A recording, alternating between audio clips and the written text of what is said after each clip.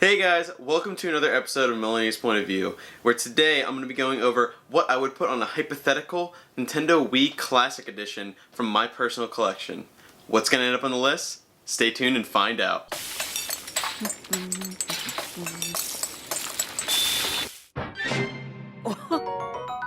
Alright guys, so if you're longtime fans of the channel, you might have remembered me doing this for the N64 and the Gamecube as well. So I figured, why not redo this topic but with the Nintendo Wii. Now the same rules apply for this as they did in that video, where we are allowing more than one game per franchise because that's how the SNES and NES classics did it. I don't really care if they're M-rated games or not, it's just whatever the heck I want from the Wii that I physically own onto the Nintendo Wii Classic Edition. Now I'm going to be limiting it to 20 Wii games from my personal collection, just so you guys know. So, let's see what I picked out from my personal collection to be on the system. Here we go. Alright, so first up we have Animal Crossing City Folk. Now, of course, you're going to put a mainline Animal Crossing on your Classic Edition if the console has it. It's one of Nintendo's most beloved franchises right now, especially with New Horizons coming out soon. But City Folk, it was a little bit different. It kind of took what was the best parts of the DS one and took the best parts of the GameCube one and mashed them together. The world was a globe just like in the DS one, but it was a little bit more in-depth like the GameCube one. So I think it is definitely a must-have for the Wii Classic Edition. And next up we have one of the personal favorite of mine, but probably wouldn't end up making it on an actual Wii Mini. So it is Battalion Wars 2.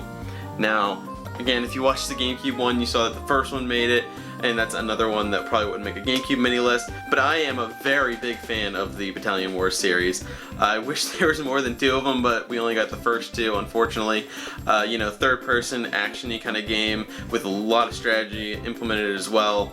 I think it's one of the funnest Nintendo franchises that is just dead now, and I think it would be really fun to revisit, but since we're not going to get that most likely, might as well play the second one in the meantime on the Nintendo Wii Classic Edition. Alright, next up we have Cooking Mama CookOff. Now, this is another one that might be a little bit of a weird addition to the console, but Cooking Mama is actually one of my guilty pleasure series. I really liked it growing up because my sister had a DS before I did, and that was one of the few games that she ended up having, but I got to play it sometimes too, and I remember trying to get the 3 stars on all the recipes and things like that, and it'd just be really fun.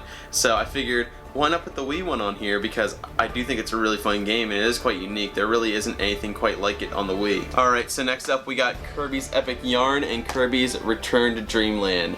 Now, Return to Dreamland is just about as basic Kirby gets, but it's still a really fun time, especially if you're a fan of the series. There's a lot to do in the game, a lot to collect. I do enjoy it quite a bit, and it is traditional Kirby to a T.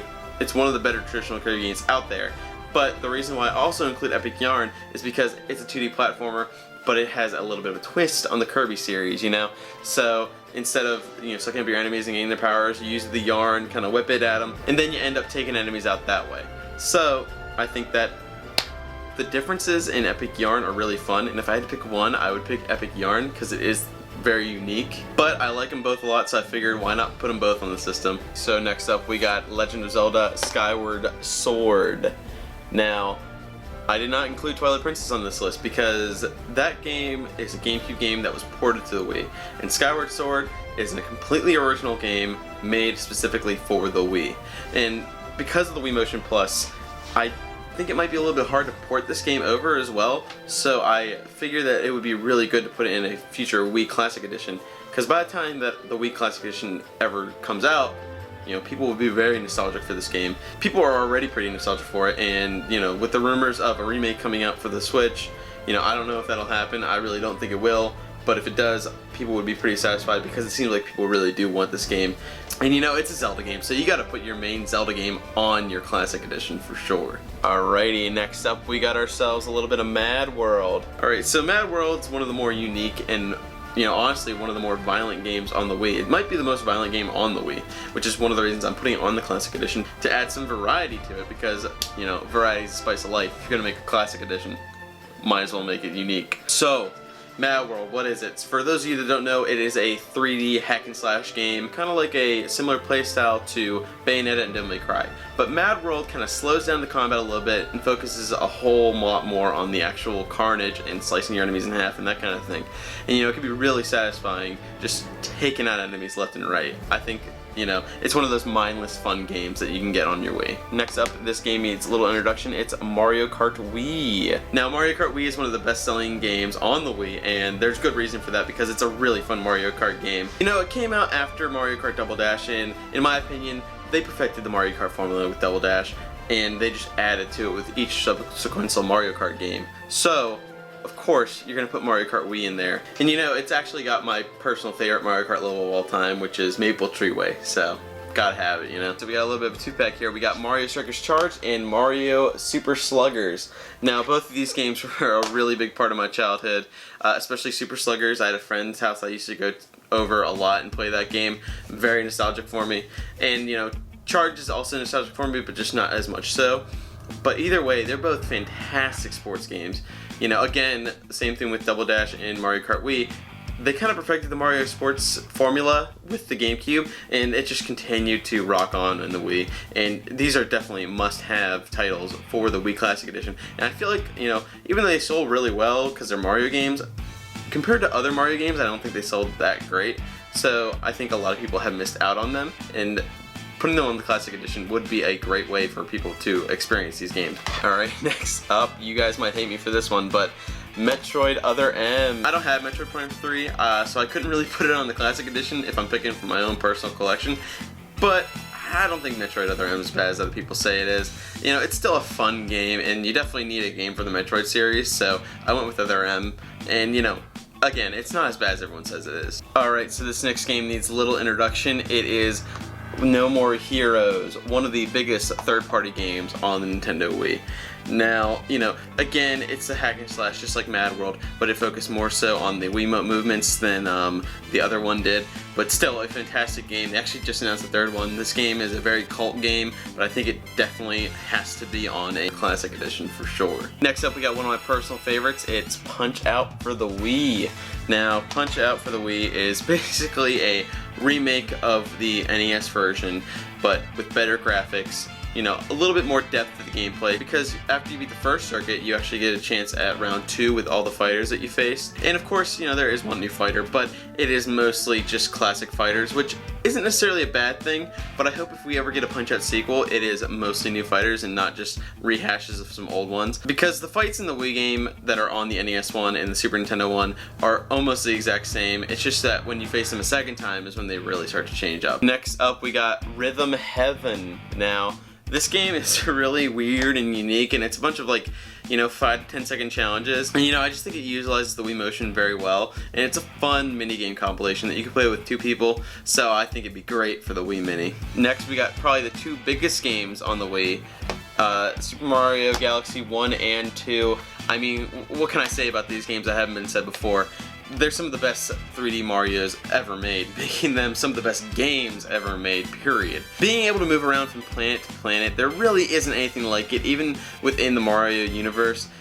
Odyssey was fantastic. I love Odyssey, but these are so unique in the world of 3D Mario, and I think it's fantastic and something you absolutely have to put both on your Wii Classic Edition. Alright, next up we got a little bit of a controversial one. It's Super Paper Mario. Now, people really don't super like this one. It's because it steered the Paper Mario series in a different direction. But, as a side Paper Mario game, I think it's super fun. And if you look at it that way, a Paper Mario game that is 2D platforming with some RPG elements, but not just straight up RPG like the first 2, again, fantastic game.